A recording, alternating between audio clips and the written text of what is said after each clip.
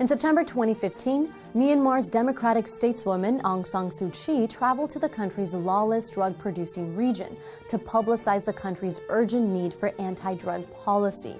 The Southeast Asian country is a main player in global narco-trafficking, and its poppy cultivation has nearly tripled since 2006. Most of these illicit activities occur in the infamous Golden Triangle. So what exactly is the Golden Triangle? The Golden Triangle is a region overlapping the rural mountains of Myanmar, Laos, and Thailand. It is Southeast Asia's primary opium-producing area, accounting for nearly a quarter of the world's opium.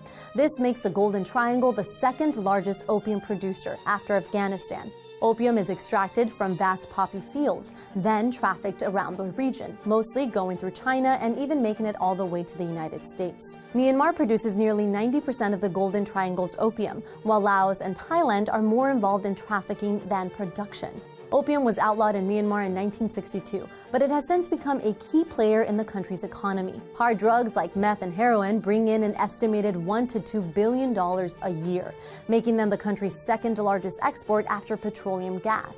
Moreover, Myanmar's government is not only powerless to control drug production and trade, they are complicit in the operation. The Golden Triangle's rural mountainous landscape is poorly patrolled and largely governed by armed rebel groups. To combat this, the government deploys their own militaries to the region. However, state-backed militia members often traffic drugs themselves and enjoy legal immunity from prosecution. Perhaps surprisingly, the Golden Triangle's booming opium industry is an indirect result of America's long fight against communism.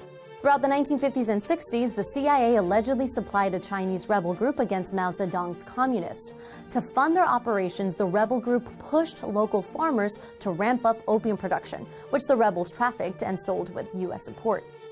As a result, opium production in Myanmar increased 20-fold, and although the operation had little effect on communism in China, it led to the large-scale poppy cultivation we see today.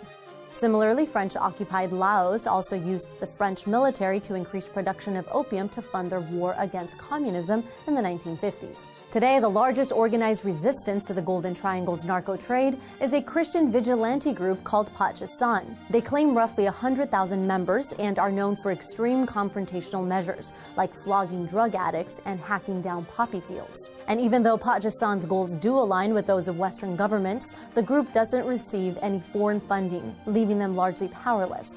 Meanwhile, Thailand's government has been somewhat successful in halting opium production in the country and has even rebranded its portion of the Golden Triangle as a tourist destination. Many hope that Myanmar's new leadership will crack down on opium production and drug use. But the ruling party has only acknowledged the existence of the problem without presenting any workable solution.